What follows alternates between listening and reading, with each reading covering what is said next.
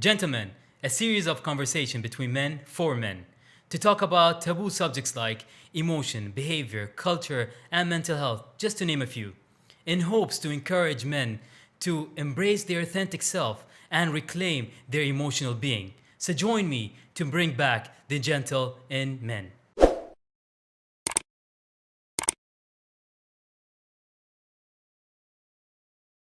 Good morning, everyone, and hi. Welcoming you guys to another episode of the Gentleman Special. This is our second chapter regarding men in general. Today we have our guest, Hala, and Hala would tell us a little bit about her background, what she does, and why is she here, and what's the correlation between what she wants to talk about and men. I would like to welcome Hala one more time, and please tell us a little bit more about you. Hi, Hamad. Hi, everyone. Thank you. So, I'm a counselor. I work with men, women, children. We tackle different topics that affect their day to day life. And we're here to talk about shame because shame is this thing that affects everyone's lives, whether we realize it or not. So, generally, with shame, it causes triggers without us noticing. And it starts from a very early stage. And a part of it is because of stigma revolving how we view ourselves, especially based on our gender. So with women, there's the idea of shame that's sort of embedded in our root when it comes to discussing different topics, when it comes to different aspects of our lives. The same thing applies to men. There's the shame of, no, you're a boy, don't cry, or toughen up. And there's all these things that affect the way they feel, the way they think, and ultimately it affects their behavior as well. I mean, I've spoken about shame when it comes to women and how it affects them in so many different small details of their day-to-day life. But it's really important to know that the same thing applies to men. And it's important to start that awareness regardless of the age, but definitely from a young age, telling boys don't cry because you're a boy. What's that teaching them? That's teaching them that when they grow up, when they're teenagers and when they're boys, they're not going to know how to express themselves in a proper way. Emotions. Exactly. They start suppressing them and then they have to release these emotions one way or the other. And unfortunately, they start to release it in very toxic way. So they can become very abusive. They can become very aggressive, whether physically or verbally, and Use substances as well. use substances, the behaviors, the groups of people they start to interact with or that they initiate. So you can see how it really does influence every aspect of their lives because the way they've been taught to view themselves is based on this idea of shame if they show any sort of vulnerability or weakness. So we talk about shame and how much it affects people, and eventually you said how it's embedded at a young age and how it reflects in the future, like once they start developing and they start growing. From what I understand, that most people develop this new behavior, like let's say, or a belief system that is embedded in their identity or personality from a very young age. What's your thought about that? And if there's a possibility of you addressing that, how could we tackle that? And from your expertise, when should that be addressed? Like in say when it comes to parents and in general, like for anyone that might be have noticed that they're suffering from these kind of shames, what would your input when it comes to parents with kids, parents with older kids, teenagers and stuff, and men and women, they grew up right now and they're suffering from shame? I think the first thing to do is spread as much awareness about this topic. That's how it starts. Knowing more about it, listening more to things that relate to shame and how they manifest in so many different areas. So let's talk about parents. When it comes to parents with younger kids,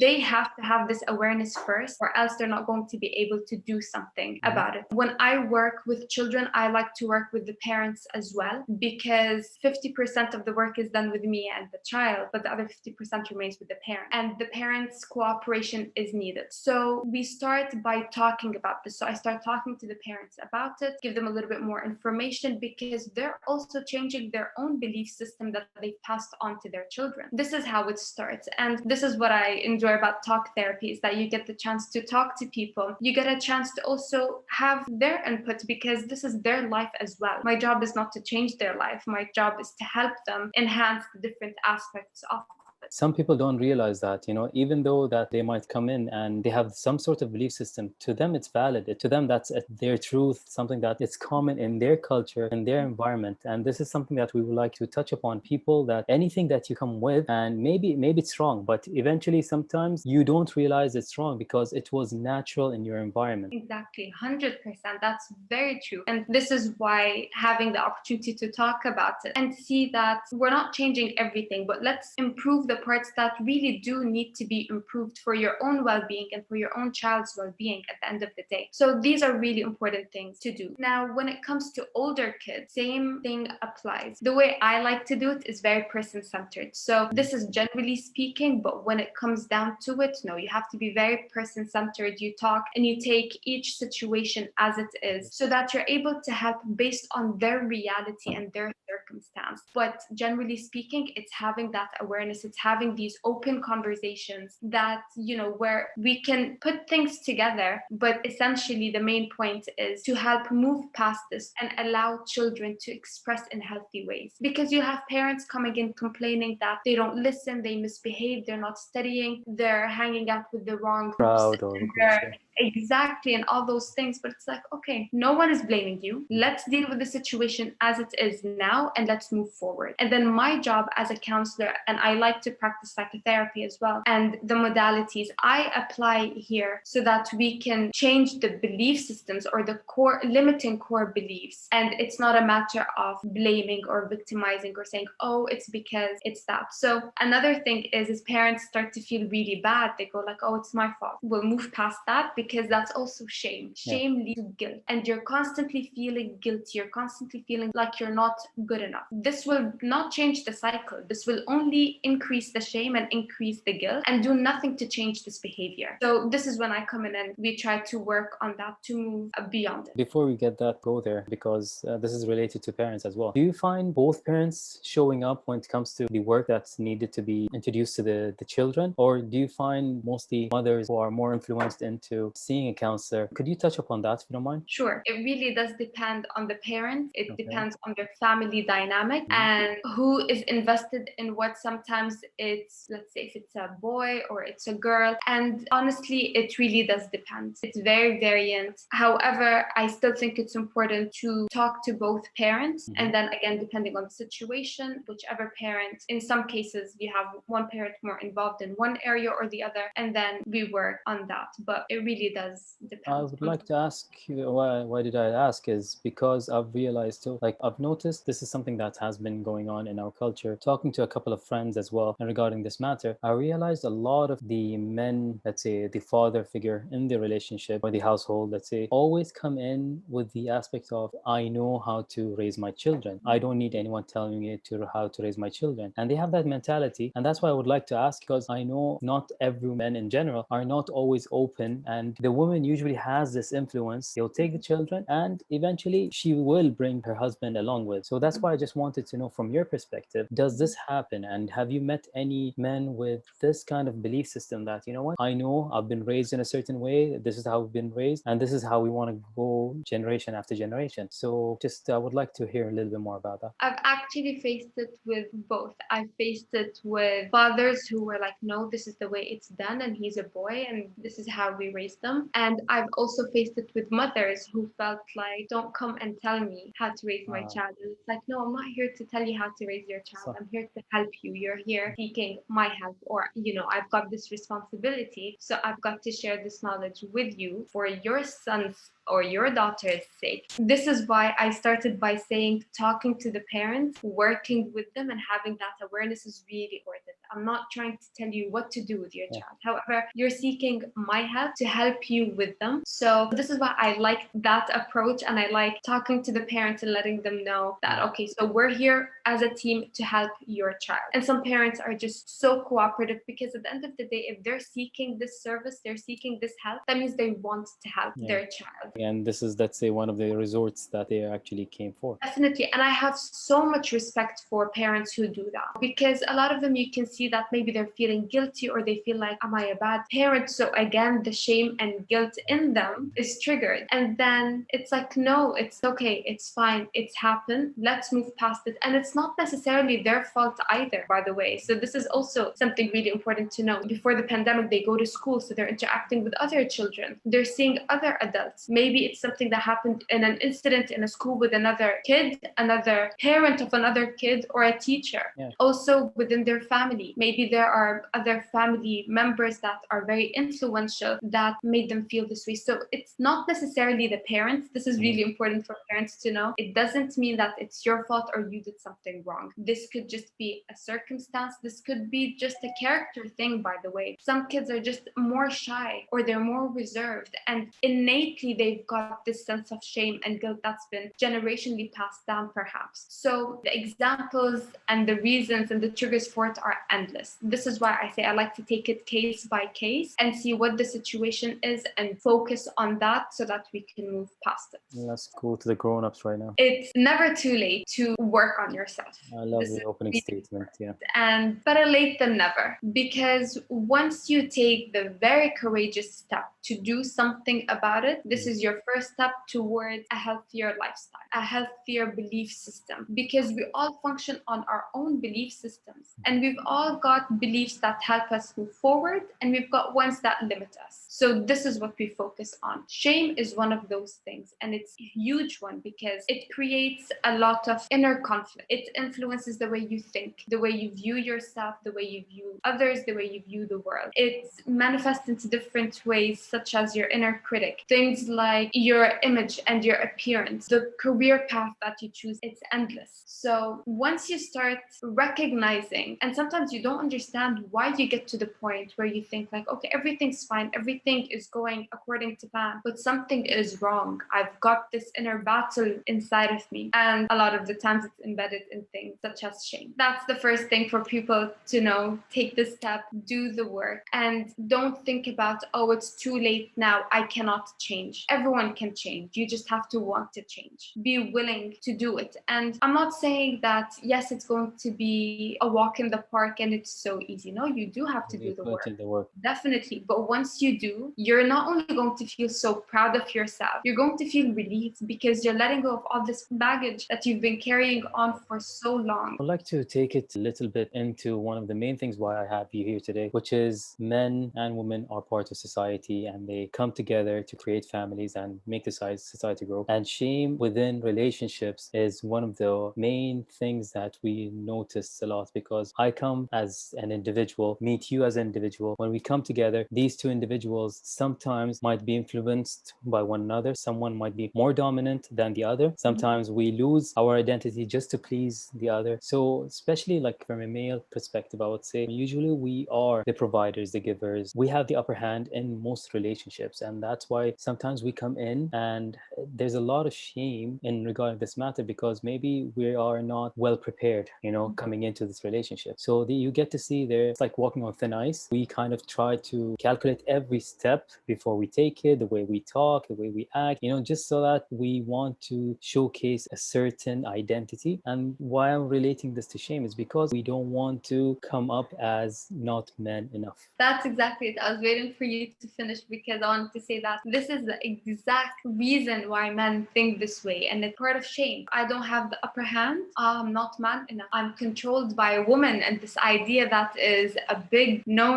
It takes away from his manlyhood. The idea that I'm a man, I have to provide. So it moves away from things that are supposed to be, chivalrous and nice and things like that. We're not going to move into the whole feminist thing, but it's the idea that no, you're a woman, step aside, I'm the man, I have to do this. And it creates conflict and it creates battle, because what you're doing is you're trying to prove your manlyhood based on certain ideologies that people believe make a man, forgetting that no, this is a human being, and if your approach to it isn't correct, unhealthy, then you're actually hurting yourself more than you realize. And you're hurting your relationship, because it's not about you providing, but what are you providing beyond financial things and materialistic things? Are you actually present in the relationship? Provide being there and supporting your partner and showing them the love and the affection and the attention that they need. Are you present enough to allow them to show you and give you their love and their support and their affection and their attention as well? So this is how shame manifests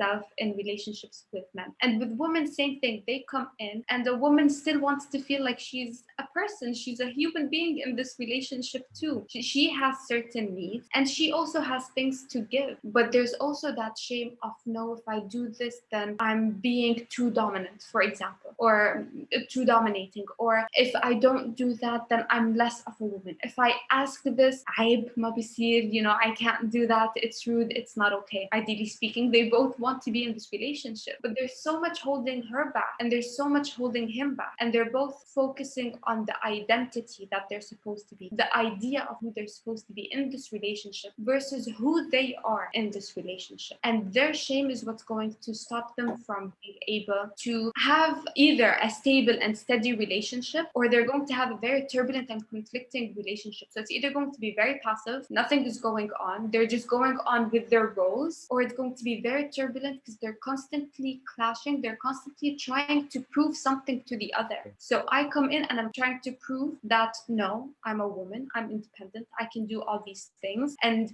I'm going on with that. And another thing is, a woman might be coming in and she wants to show this love and this support and still be herself as a whole individual, while her partner is like, no, very dismissive, I'm the man. What does that mean? They're trying to prove a point that, what, as we say, I don't want you to shake my manlyhood, like as you mentioned. So we understand that this is something that's coming from the way that we grew up, or let's say the role model that we had. Maybe it's a father or any kind of male figure that we grew up around that gave us that identity or the idea. But, it's a very valid point, and it's a very important point that we bring this up, because let's say just a matter of we come short, we come short as in the aspect of you're trying to prove a point beyond your capabilities, and this is something that as you mentioned, it might mess up the relationship. Let's say if I come in and you live in a certain lifestyle, a certain standard. First of all, you accepted this person for who he is, what he's bringing on the table, what kind of lifestyle he came. You know him for a fact. So it's not a matter of compromising, it's acceptance, But because this guy has that idea behind it, no, I took this woman from a certain standard, I need to make her live, and I'll do whatever it takes to give her that standard. So you're setting yourself for failure, from the start. And why is that? Again, it's because of shame. I don't want her to see that I'm not able to give her the same lifestyle that she was living, And there's this is just one of many examples. So Hala, we heard about this. Now you said we started from childhood, the way they were raising kids, then to teenage years, and how it's really important to have the parents involved, because they themselves need the work as much as the children, because you're shifting the child's mindset based on the environment they're living in, and they can't be in the same environment that they came in the first place. So actual environment needs the change, which is the parents. So this is something we touched upon, and now we talk about individuals, so men and women, and how they come in together. So we covered up a lot of stuff. The most important part for me is when someone in a relationship, they put in the work, they start understanding themselves more, become more aware, more conscious, they start realizing everything around them. I've realized a lot of people start blaming everything beyond that point, because I've put in the work, and now it becomes the external, anything around me that doesn't suit my new being is kind of pulling me down, or it might not help me in my growth process. I feel like this is something that I want to touch upon, because I've seen a lot of relationship breaks due to this aspect. Instead of coming in together and trying to, let's say, show up like you got to this level, but the gap between you and this person has to elevate and grow together, because you've done the work, the other person didn't. It's not fair for the other person to be blamed for not growing, but you didn't give them the chance, kind of thing. You know what I mean? So I just want you to touch upon this aspect real quick. It's a great point. Something that I tell my clients, even if they're not dealing with these particular issues, generally I tell them, you're changing. And when you're in therapy or you're in session with me, I'm focusing on you. So you're changing. You cannot change everybody else around you. But what will happen is you're going to change a lot of your interactions and the way you deal with people. And you might face resilience from others. Why? Because they're not used to it. They're used to you in a certain way. They're not used to this change. You're happy with this change. You're more comfortable. You have to kind of expect that it's going to take some time for people to adjust. And it's going to give you the time also to kind of weigh in and assess and evaluate different aspects of your life. What's good for you, what's not good for you, who's good for you, who's not good for you. So this is part of the process. You're changing, things are going to change. You're changing, everybody else around you isn't. So it's going to take some time to adjust to that. So this is something I actually always mention to my clients. Keep that in mind. You know, it's going to take some time, and they might hear of, oh, you changed or you didn't change. Some people might like it and accept it. Some people won't. This will help you put things into perspective. Depending on your relationship with this person, you will have to evaluate it. I mean, if this is someone who is, even if you're an adult and this person is your mom or your dad, you're not going to abandon them and leave them and not interact with them again. No, but you have to accept that they didn't go through the same change as you. So you have to adjust to that. You'll set your new boundaries and you're able to move past it. When it comes to relationships, same things apply. You're going through the change and your partner didn't. Once you get to a certain point, involve them in this. You know, when you're changing, you're opening up your mind to different perspectives. So going ahead and saying, oh, it's your fault, I was like that because of you, you're not doing a very good job in changing and clearing this baggage and this mindset. Just dumping the baggage on them right now. Exactly. You're dumping everything on them, which means that you didn't really do the internal. You feel great, good. But if you feel great, you're going to know this and you're going to be able to deal with it. If you see that you're in a relationship, maybe you realized it's a toxic relationship. That's a complete different situation. Or maybe you were in a toxic relationship, which led you to, you know, seeking help and going into therapy. And that's fine. There's no shame in that. And that's the other thing. Shame about doing something about it. It means I failed. It doesn't mean you failed. Doing something about it, it means you're trying to succeed. Your relationship may have failed, but you didn't fail, especially if you try to go and do something about it. To go back to the example that you gave, yes, dumping everything onto them and point blaming them is definitely not healthy or a right approach. You're in this relationship, let's say, and you start seeing these gaps and how they're affecting you, you can ask your partner to join you. You know, it really does depend. So that's one thing that they can do. Or maybe you realize that sometimes it's best that they each get their separate work done. Sometimes it's best that they come together and get their work done. It also really does depend on the situation. Really beautiful. With everything being said and being anchored on shame, what is your message for people, especially men, because we find a lot of resistance from them? Yeah. So what's your message regarding to seeking help, as you mentioned, or let's say trying to man up in most of the situations so that we don't let shame affect who they really are? I would say the step that they take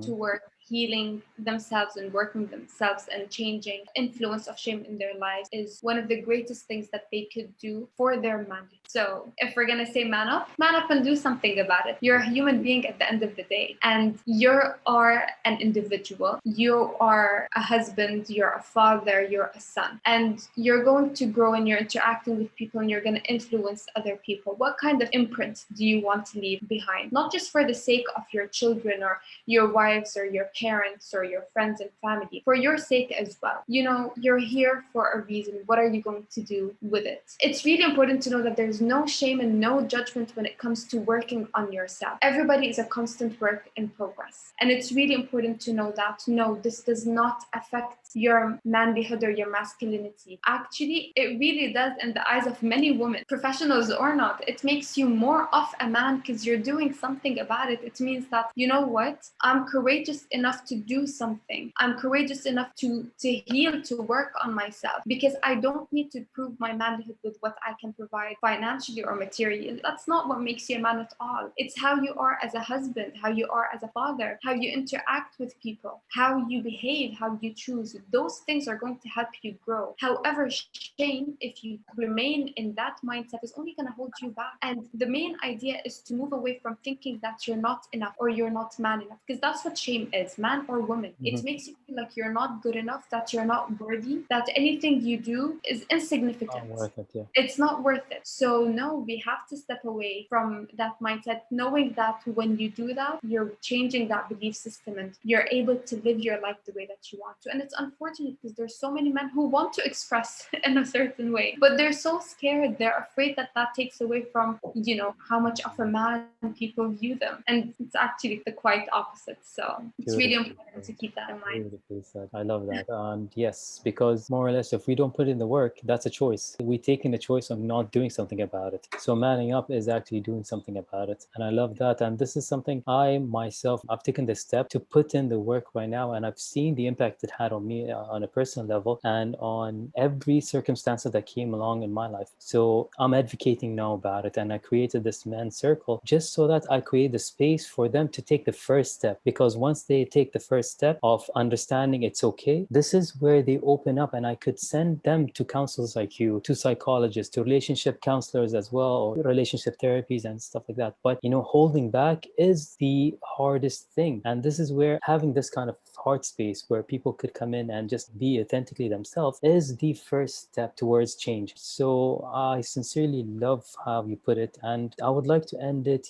with the final tips that you would love to share for men as individuals, men in relationship, and even single men that's raising their children. First of all, I loved having this conversation with you. I'm really happy we're touching upon these points. And there was actually a study that spoke about how globally men don't have the same support, or because they're too afraid to have this support system. So I think it's wonderful that you've taken this initiative. It's so necessary. The tips that I would say is, men, you're humans at the end of the day. You have so much potential. There's so much that you can accomplish, and you have the right to express and release your different thoughts and emotions that you experience day to day. So don't be afraid to do it. And I know it's easier said than done. I understand that. And I know there's a lot of judgment that comes with it, which is also a part of shame. But when you think of it this way, when you're doing something for yourself, then that's one of the greatest things that you can do. You're helping yourself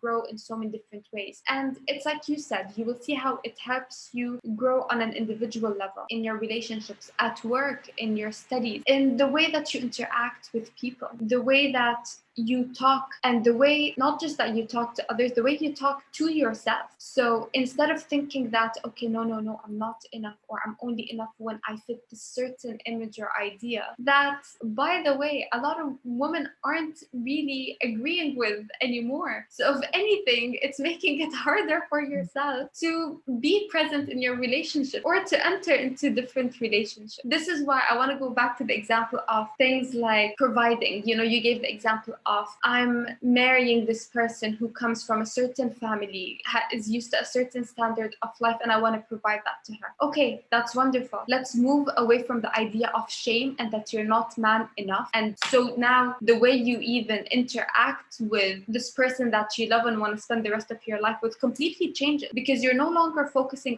on her and on yourself in the relationship. You're focusing on, no, I have to prove something. How about let's go back to the beautiful thing that you wanted, which is creating a life with this person. You want to create a certain life for her that she's used to because you love her. Wonderful. Focus on that instead of focusing on, I'm not man enough unless I do that. Because you're taking away from something so beautiful to something that is so judgmental, filled with guilt and filled with anger and passive aggression. A lot of the times, men become very passive aggressive in these relationships. They lose focus of what's in front of them for something that they're trying to fill. So this is why I say, work on yourself, work on healing, work on understanding your own shape. Because, by the way, even the examples that we gave, which I know will resonate with a lot of men and even a lot of women who will hear this and will feel like, yeah, I saw this in my dad or my brother or my husband or partner. But at the same time, is that shame can mean different things for different people. So men, even if we didn't cover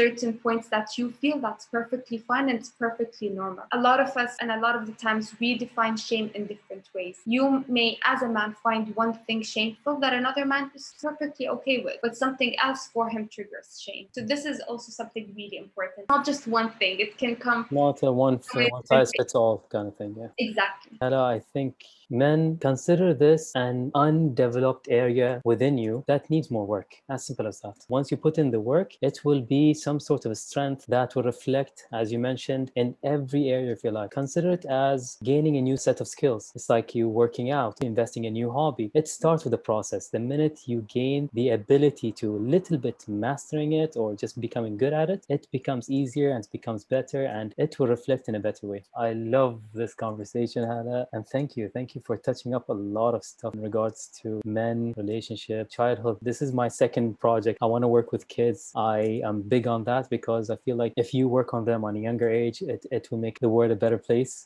since you're working with them at a younger age. So please do tell us where could we find you and make it easy for people to actually work with you. They can actually find me on the Nurtures platform. So that's that's one place they can find me. Also on social media, the name is Hala Developing Lifestyle. I think the name is quite appropriate. And thank you, Hamad. Again, I really enjoyed this and I'm so glad we got to talk about this because I think people really need to hear this and to know that they're not alone. Everybody goes through it and it's hard, but it's okay. And the thing is, the moment they start, they find it difficult. And I noticed this with my clients. They find like first 2 sessions, they're a bit weirded out. It's something new. The third session and after it, they become so consistent and they really enjoy it. It becomes something that they love because you know what? They're doing something for themselves first. This is your time and it's your time to speak freely, to express however way you want to, using the language that you want, sitting the way you want, just talking, releasing all the things that you can't, and then leaving the session learning how to do that in appropriate and proper ways in your day-to-day life. It's like you become your own project that you invest so much in. And you're only giving them the skill set so that they kind of could use it in their day-to-day life. Exactly. So thank you once again, Hala, and it was an honor and privilege to have you. And thank you in bringing back the gentle and men. Thank you for watching. Don't forget to like, subscribe, and turn on the bell notification to get our latest work.